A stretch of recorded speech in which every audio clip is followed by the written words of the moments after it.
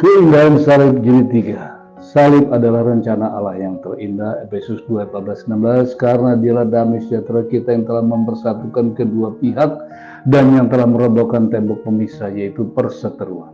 Sebab dengan matinya sebagai manusia ia telah membatalkan hukum Taurat dan dengan segala perintah dan ketentuannya, untuk menciptakan keduanya satu manusia baru dalam dirinya, dan dengan itu mengadakan damai sejahtera, dan untuk memperdamaikan keduanya di dalam satu tubuh dengan Allah oleh salib, dengan melenyapkan perseteruan itu pada salib itu.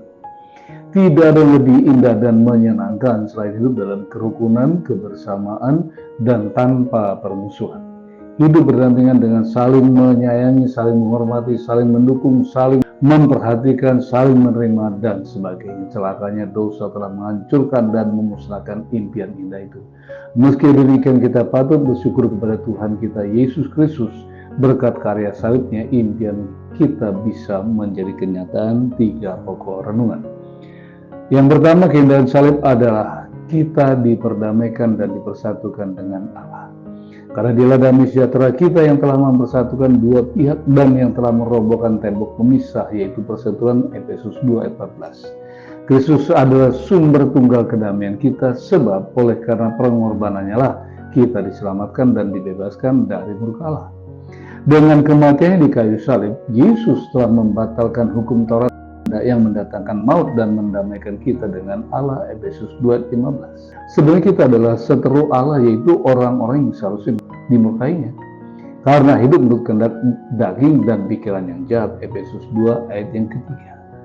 Sebab jikalau kita ketika masih seteru diperdamaikan dengan Allah oleh kematian anaknya, lebih-lebih kita yang sekarang telah diperdamaikan pasti akan diselamatkan oleh hidupnya, Roma 5 ayat yang ke-10. Jadi kekristenan adalah keadaan jiwa yang tenang dan terjamin keselamatannya melalui Kristus.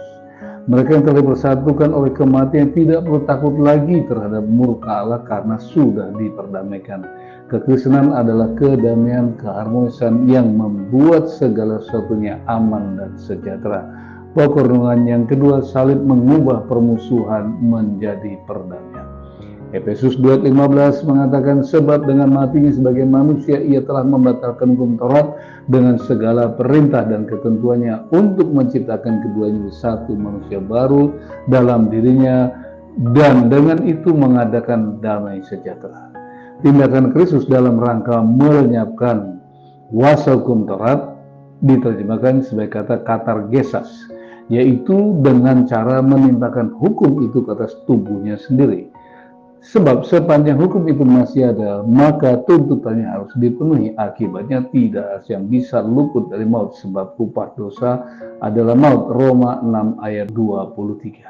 Dengan melenyapkan kuasa hukum Taurat, Kristus telah memperdamaikan kita dengan Allah, dengan para pendosa, serta membentuk satu gereja yang terdiri dari gabungan orang-orang percaya. Dengan cara ini Kristus menjadikan gerejanya sebagai manusia baru atau kainon, yang artinya dari sesuatu yang belum terpakai, baru dalam hal bentuk maupun kualitas, segar dan sama sekali baru. Manusia baru adalah manusia biasa, namun di dalam hatinya memiliki kapasitas, karakter, dan tabiat Kristus. Jadi, siapa yang dalam Kristus, ia adalah ciptaan baru, 2 Korintus 5 ayat 17. Pokok renungan yang ketiga, salib melenyapkan perseteruan. Efesus 2:16. Dan untuk memperdamaikan keduanya di dalam satu tubuh dengan Allah oleh salib, dengan melenyapkan perseteruan pada salib itu. Tindakan Kristus dalam melenyapkan kuasa hukum Taurat atau katargesas, yaitu dengan cara menimpakan hukuman itu ke atas tubuhnya sendiri dan dengan mati di kayu salib. Akibatnya hukum yang telah mendatangkan maut itu kehilangan kuasanya. 1 Korintus 15 ayat 55, hai maut, di manakah kemenanganmu? Hai maut, di manakah sengat? Hasil atau dampak dari karya salibnya telah menghasilkan rekonsiliasi yang dalam bahasa Yunani diterjemahkan sebagai kapokatalekse, yaitu perdamaian antara dua pihak yang semula saling berseteru. Kristuslah yang telah mengakhiri permusuhan itu dan mendamaikan manusia berdosa dengan Allah. Dengan demikian, kita telah ditebusnya tidak lagi di bawah ancaman maut, sebab telah dibenarkan dan diampuni. Roma 5 ayat 1. Sebab kita dibenarkan karena iman, kita hidup dalam damai sejahtera dengan Allah oleh karena Tuhan kita Yesus Kristus. Saya tutup dengan 3 closing statement. Yang pertama, upaya Kristus untuk menyelamatkan kita orang berdosa dari murka Allah adalah dengan menjadikan dirinya sendiri sebagai korban tebusan.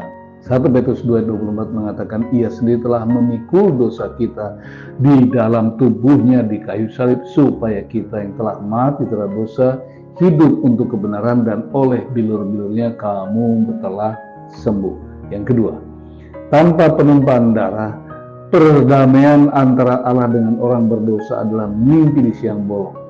Ibrani 9:22 mengatakan, dan hampir segala sesuatu disucikan menurut hukum Taurat dengan darah, dan tanpa penumpahan darah tidak ada pengampunan.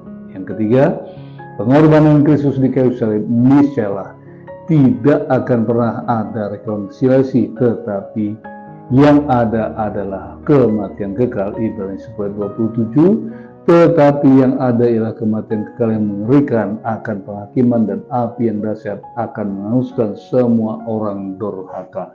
Tuhan Yesus memberkati.